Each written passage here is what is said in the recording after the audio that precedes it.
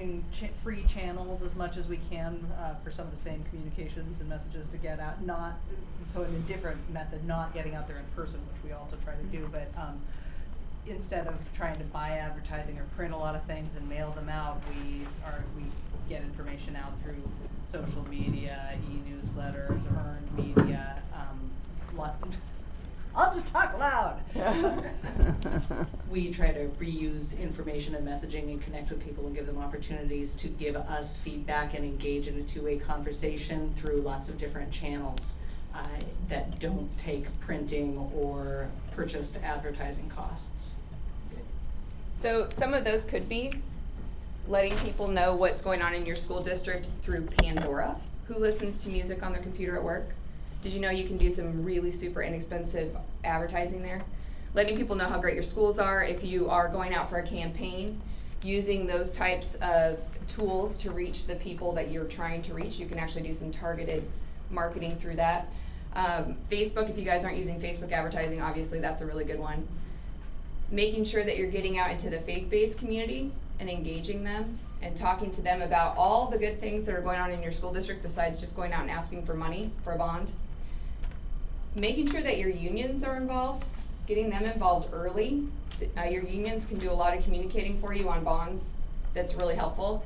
We actually at Benland Pines Schools have a internal bond campaign, so that would be the informational only campaign. So we have a plan for that. We also have a plan for the advocacy group. Well, of course, the school district does not, right? As we just heard. Totally separate. And then the union has their own campaign plan. So making sure that they're part of that as well.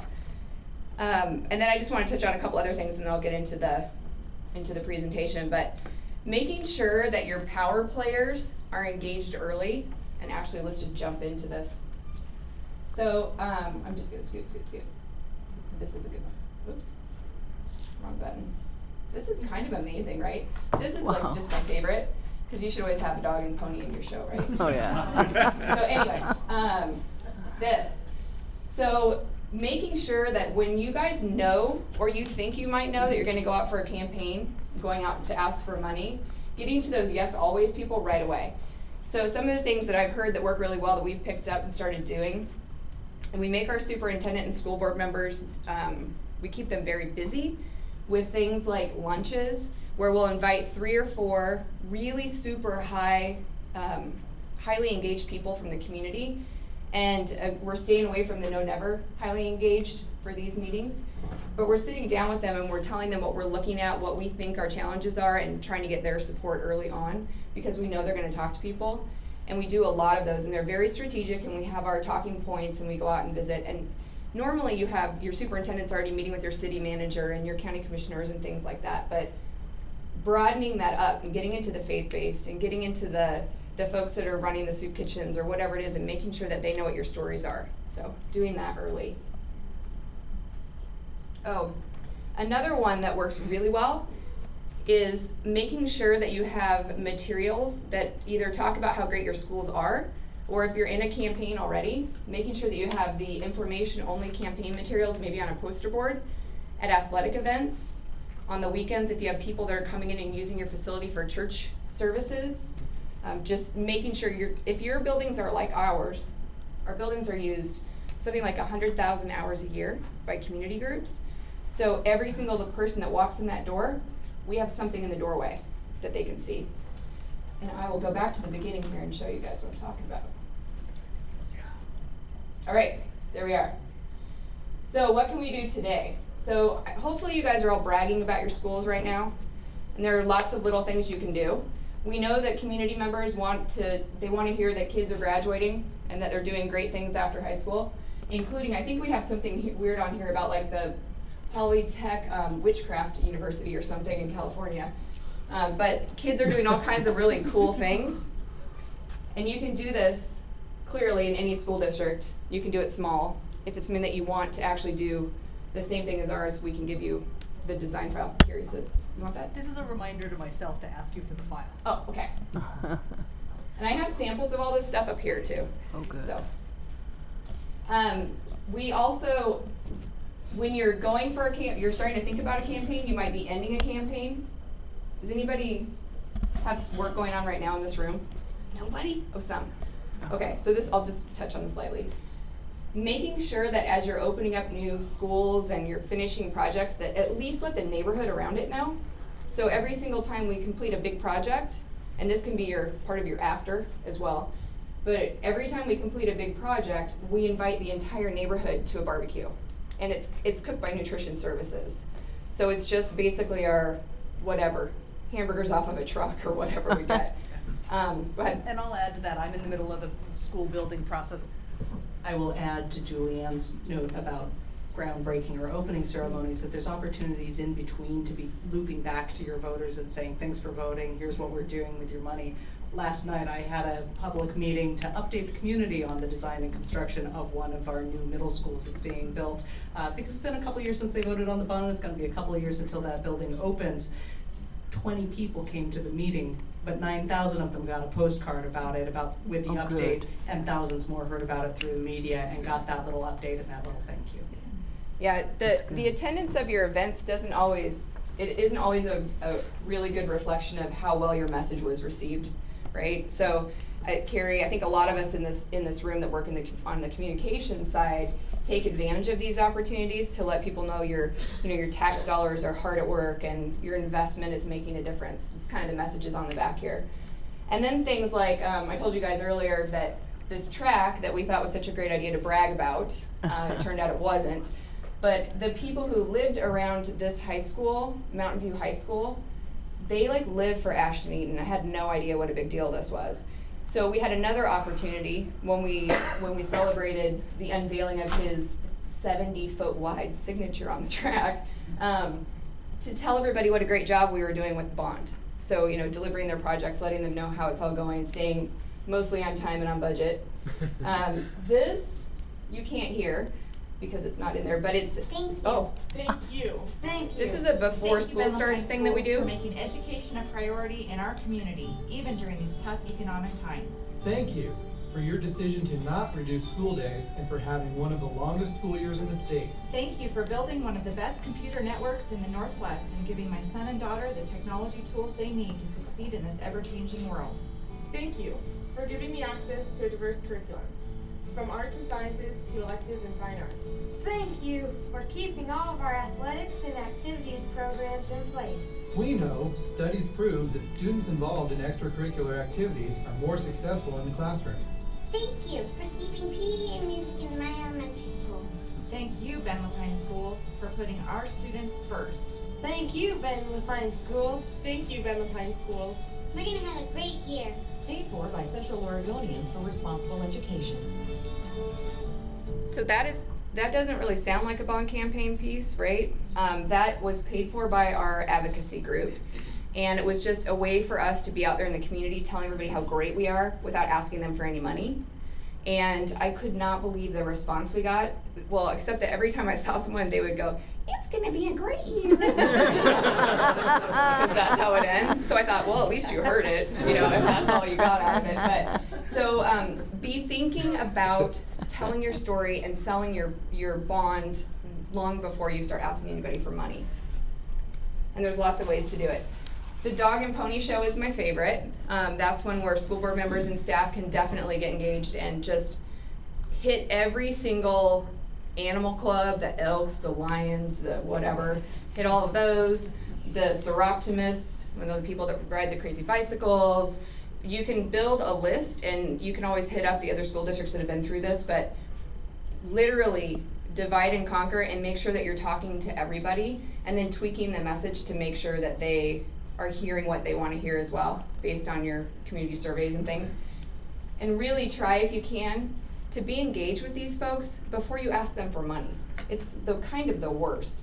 And one of the things we just tweaked in what we've been doing, when we were asking for money at $96 million, we actually told them some really high-level things about how great our district is, and all of your districts are super awesome and great. We just are not very good shameless self-promoters. So we went out there and we told them, our graduation rates are fantastic, our kids are doing great things, kids are learning to read, we're raising the bar, we're gonna make sure everybody gets there. And so we told them all of these great things. And then at the end, we talked about the bond, just for maybe 5 slides. And so they still left with some sticky messages about the school district and knowing some things that they didn't know before.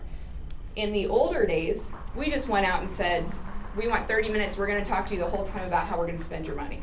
And it was like, they didn't like that. So, if anybody has questions along the way here, let me know. So like I was saying, we're shameless self-promoters. We have Oregon's Teacher of the Year, which is super cool. And so because it's super cool, we put up a billboard in town. Wow. So that has been really good. And of course, we're super cheap. So we got 2 months for the price of one and we didn't pay for production. So, you know, always use your wheel and deal.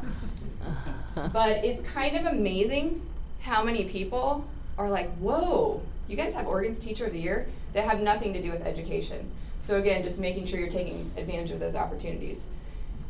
Does everybody have a sites and facilities or some kind of long-range planning going? Yeah. Okay, good. Okay, then I'm not gonna talk about this. Do that. Yeah. And tell people that you're doing it. And then I think everybody here knows the difference between the advocacy campaign and the informational campaign. Okay, so I'm gonna give you a little bit of work to do while we're talking. And I printed stuff at work and then got here and just discovered that our stapler didn't have any staples in it.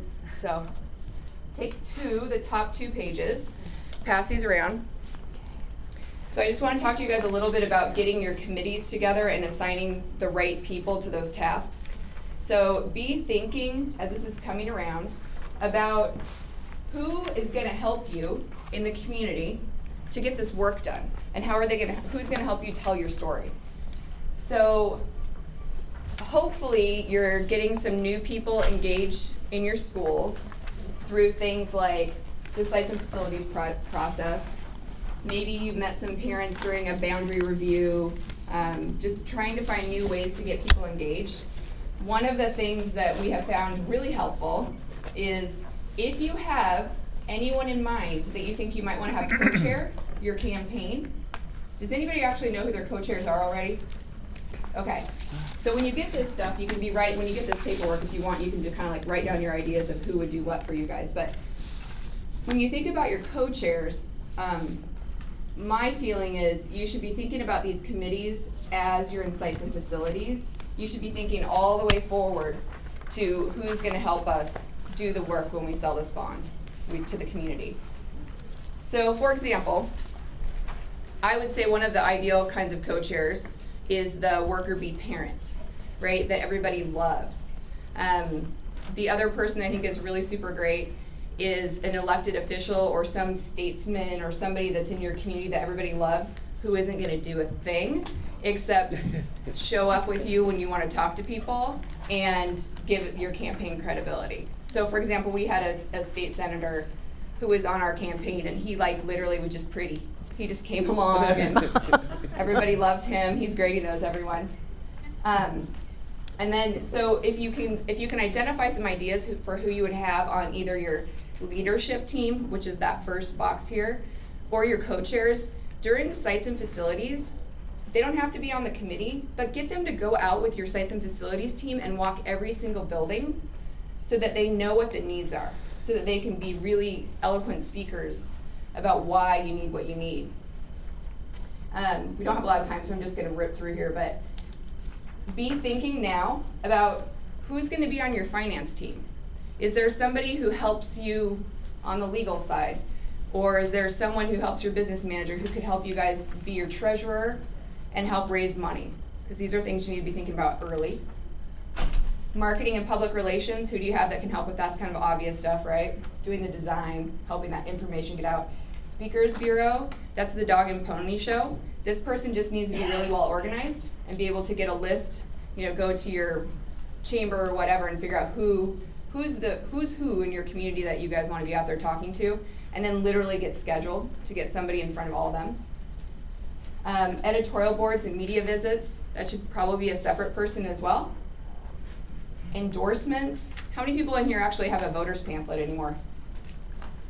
Okay, so the voter's pamphlet is awesome for letters and endorsements, so 2 different things. The endorsements might be something that you just use on some of your collateral or on your website where you just have lots of people's names, so that gets to be kind of a bear to organize that. But then also you want your letters in your voters pamphlet, and if you don't know what I'm talking about, you should check out Deschutes County or just send me an email. We have lots of, I think, good examples. Does Eugene do it as well?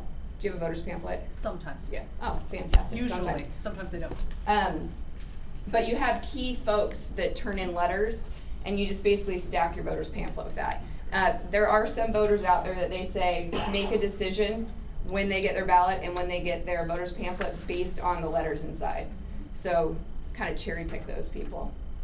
And then the events. So just, again, this is a good thing to start thinking about now. Does everybody who's already going down the path toward a bond already have a campaign plan? Wow. Okay, I think I should email you guys examples of campaign plans. Yeah. And maybe I should, this is way off topic here, but we have to find a way that I can get all of you guys a campaign plan. Samples. Yeah. I think I printed some, but I don't know. Okay, so anyway, campaign plans are really helpful because it'll tell you, what's that? She's dancing over there. She's like, give us a campaign plan. Can you send it to OSDA to load with your slides? Yeah. Yeah, it's kind of scary to have that public. Yeah. Let's pass around a sheet and people can put their emails. Can we do that? Somebody Okay. just want to start writing on the back of something Okay. and start passing around your email if you want that. Campaign plans basically just tell you like who's on first, what you're doing, how much money you need to raise. It'll have like all of your outreach and what the costs are on that so that you have an idea of how much you need, what you're going to do, et cetera, et cetera. It's pretty handy. All right, so getting to know your voters. We talked about this just at the beginning, but making sure that you actually know where the yes voters are. The whole thing. Somebody stepped on my. Oh no. It's amazing. That's a big man's dress shoe right there. So going and getting your precinct maps, one thing I wasn't clear about is your precinct maps, if you go get this from your county clerk's office, you're gonna have to also ask for the precinct data for like past races. So for example, Sister School District who's in here, I took a look at some of their old races because they don't have a lot of really good election data to look at. So we took a look at how people were voting for other things that were money measures, for example. And you might be able to use that to just kind of see in general where the yes and no voters are in your communities. And so, like, this is City of Bend. City of Lapine, right here, we only have 5 precincts. And I also have Sun River, and we only have 2 precincts. But what's interesting, if you guys go to do this, thank you, Vanna, this is Sun River right here, but all these people vote pretty much along with Sun River. Only those people vote yes. These people, they kill us with the no's. And so just to know something that simple, so that you could know in my community, I'm only gonna target these neighborhoods. Here in Bend, we have a weird phenomenon where people over here vote no, and then people right in our downtown corridor are voting yes, like 70%. So again, this would be part of your campaign plan too, is just identifying where your voters are, and then getting out there and figuring out how am I gonna communicate with them. Thanks, Vanna. Sure. So some of the ways that you might communicate with them. So there's the little map. So this one is actually color-coded because the county clerk is like OCD or something. Oh, good for her. So if you look right here, I know it's hard to see. Those are 5 really high yes precincts, and we have like 41. So you have to figure out how to reach these guys, where they're at. And you can figure that out. So, oh, that's awesome. That's kind of how I feel right before elections sometimes. Whoops, this is good. Okay, so some other things that folks do to get the community engaged. This is a park and rec sign that they put out in a location where they wanted to put this ice rink that they just built. Has anybody seen this? It's like, I don't know, $40 million ice rink or something. You could build an elementary school for that much, just saying. Kind of jealous. But they put this on the property, and I thought it was really super cool, except that I felt like it was giving every no voter in town the idea that they needed to make sure they cast their ballot to say no because they didn't want this. So this was a huge sign on a piece of bare land. So that also brings up some of the things that people say are killer bees. You guys probably heard some of this in other sessions, but lawn signs. There's definitely a contingent out there that I'm among that say you should only print so many lawn signs. You can give them to your big donors that have to have a lawn sign, but you don't want a lawn sign out there that just gives somebody, if like in our community we have 19% of people are actually even casting ballots. So I need those to be yes voters. So I don't want to bring all the no voters out because they see lawn signs all over town. We still do like big 4x4 signs and stuff, 4 feet by 4 feet. So after we open schools, and actually when we start breaking ground, we actually do huge signs like on big timbers in the ground in front of those locations to let the community know that we're working on their investment. So this just goes to, I wanted to show you guys a few things of key messages that we were using to communicate with people. So let's say that you're going out to a community group and you know that safety and like technology, safety, and maintenance are the priorities for that group of folks. Then we were leading with stuff like this. So we were leading with the fact that we had safety, maintenance, and technology projects at every school. I'm not going to go through all these, I think we're running out. Again, this is the jobs. I can't tell you how many groups we went to that we knew that jobs was what we had to lead with. So we would basically say we're going to, maintain the buildings, extend the life, build new schools, and then we had to talk about sustaining jobs. So that's the good stuff. This is one where you guys can really take advantage, again, of find out how many hours community groups are using your facilities if you don't already know this.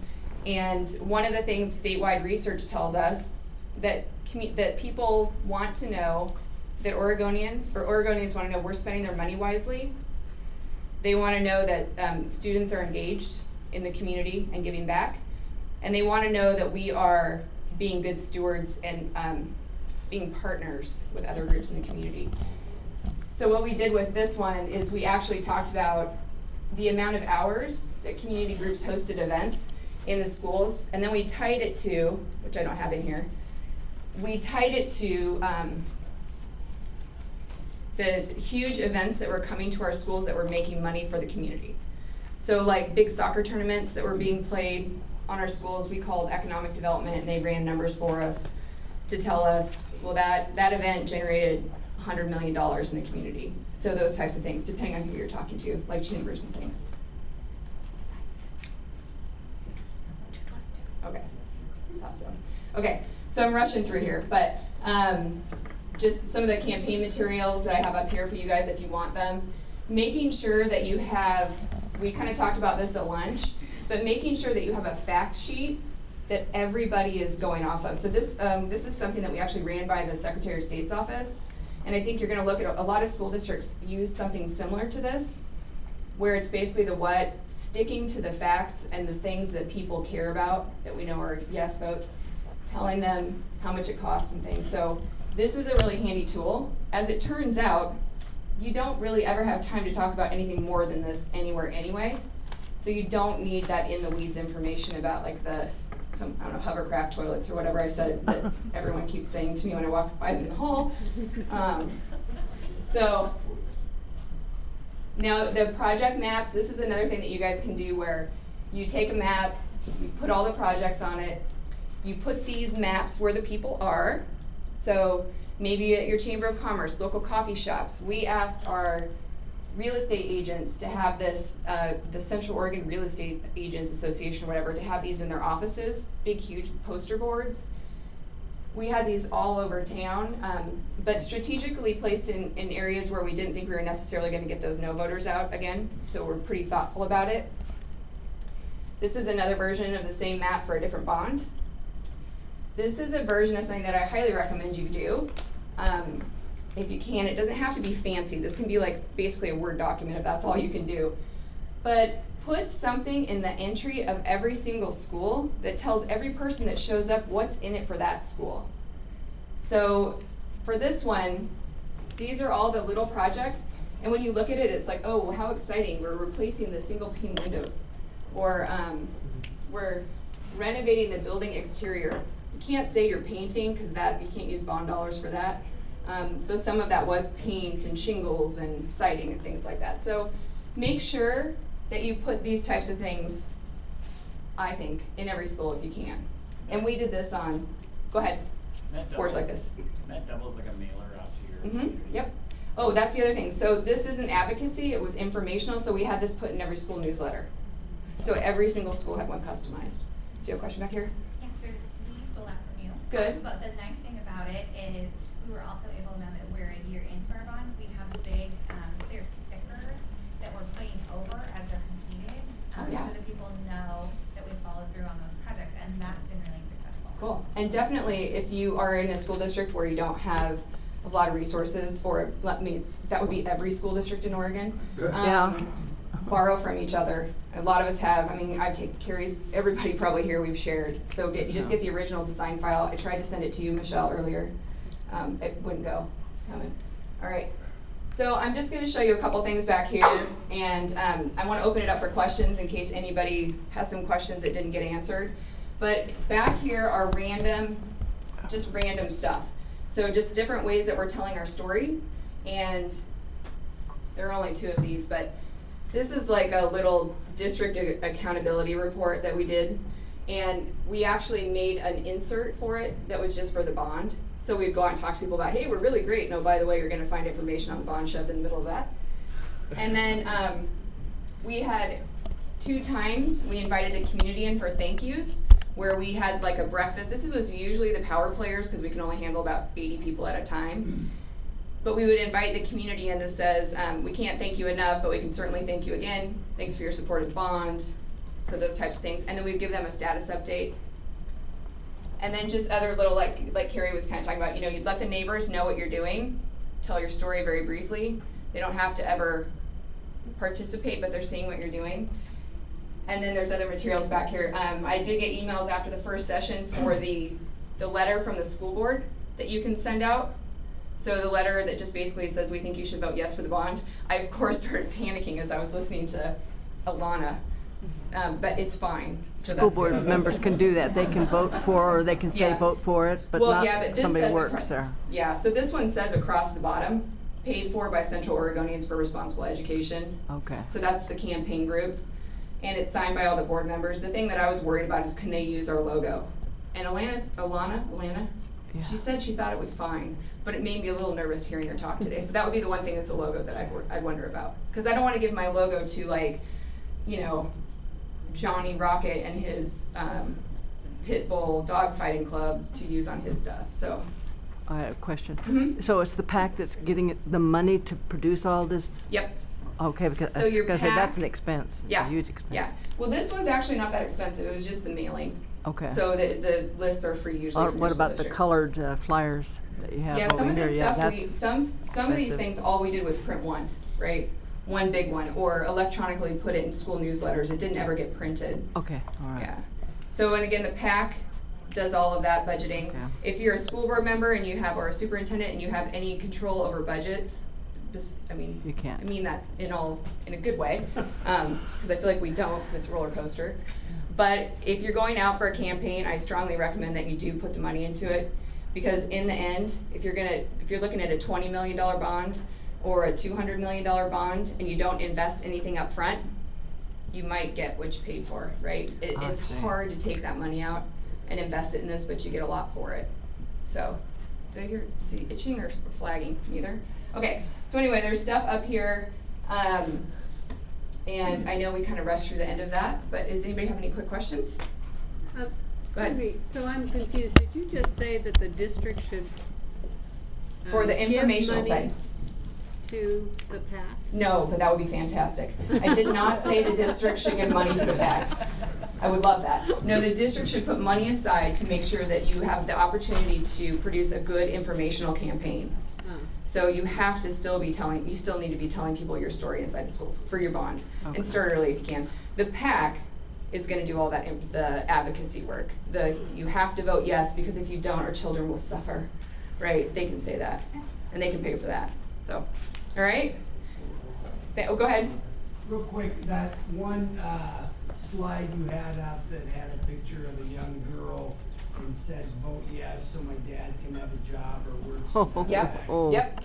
How much do you have to quantify that? None, because this is on the advocacy side. No, I mean. Oh, are you talking about this on one? a legal basis. Oh. When you go out and talk and promote. Oh, I see, yeah. This one? Yeah. Okay, so on this one, this is a slide that a school board member would have to talk about because it's clearly advocating. And so we actually, there's a tool, it's the Minnesota Impact Plan, I think is what it's called. And there's a tool that actually helps you to determine how many dollars or how many jobs are generated from every $1 million of public sector construction in a community. And so we have a little caveat that says, you know, in some of the written documents, according to the IMPAC or whatever it was called. So I feel like you can't say that unless you can back it up, right? But we can all back it up if we just do the research. Yeah, and Oregon Economic Development, we ran it by them as well. I can't remember what they're called. There's like economic development for whatever your community. And there's this, what is it? EDCO? Yeah, there's EDCO, but then there's a statewide one. And we ran it by them as well, and they said, well, yeah, if that's what that tool is telling you, it's a tool that actually does forecast that kind of work. So you'll hear ODOT, like when they did the $3 billion OTA bridge work project, this is where I ripped it off from. They use the same tool to figure out how many jobs are sustained. So anyways, those are good things. People want to know that, right? This work means they're going to have to buy hamburgers in my community because they're going to come here and work. You know, we're going to try to keep the jobs local. So those kind of things, yeah. Anybody else? Go ahead. What do you think is the single most effective sort of outreach? I think it's that taking the time for the dog and pony show. I think it's huge. I think everything else that you're doing, you're just reinforcing your message. So ideally, if you can get out there and you can talk to people, I feel like sometimes you can actually get those undecideds to switch up one when you talk to them and they hear about the benefit, especially if you can bring a board member or somebody that can advocate with you. So it's fine if your superintendent is just right there and they're the straight man or straight woman, and then you have the school board member that's like, you know what? Have you ever been in our school when it rains? Have you ever seen have you ever heard the chorus of Home Depot buckets with the water dripping in them? And it's just, that part is awesome. So I think if you can get out there and you can make a plan to hit everybody, it makes a huge difference. Carefully hitting everybody.